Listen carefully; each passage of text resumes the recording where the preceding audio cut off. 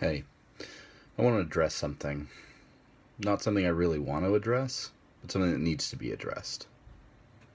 Everyone knows, or the people that know me well, know that I'm a huge advocate for gaming and the positive things that role playing games provide to people that are interested in them. They give you an opportunity to imagine yourself in a different situation, to expand your horizons, to really take the reins of a different personality for a few minutes and really understand perhaps where that person would be coming from if they existed. And yet we find ourselves in a hobby that at times allows and supports harassment of people. And I find that completely unacceptable. I find it completely unacceptable that this is even a discussion that we're having, that we need to have. But we need to have the discussion. We, as male gamers, cis male gamers, need to have this discussion. We need to listen when women and LGBT friends of ours express concerns about how they are treated within this hobby. If we can't acknowledge that the experiences of other people are real and important, how can we really enjoy the hobby that we're doing? Because essentially, what we do is think about how other people would act in situations. Could you imagine what it would be like to be a knight going down a medieval town street and smelling the burning church down the road and rushing to the defense of those people? But you can't understand how a woman might feel to be harassed for being a woman simply because she's interested in role-playing games or other aspects of the hobby related to role-playing games. I think that's crazy, guys. We need to step it up a little bit. We need to recognize that other people than us are interested in these hobbies.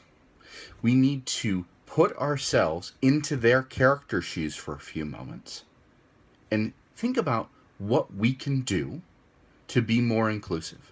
One, we can listen. Two, we can speak out. When we see men or women or anyone else doing something that is harassing to another member of our community, we need to stop them.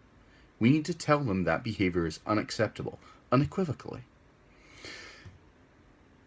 And again, we need to listen. I can't reinforce that enough. When you're thinking about getting into character, maybe for a Vampire the Masquerade game where you need to understand, the particular political atmosphere of 1300s France, you'll spend 3, 4 weeks, months, years learning about that so you understand what your character's freaking motivations are.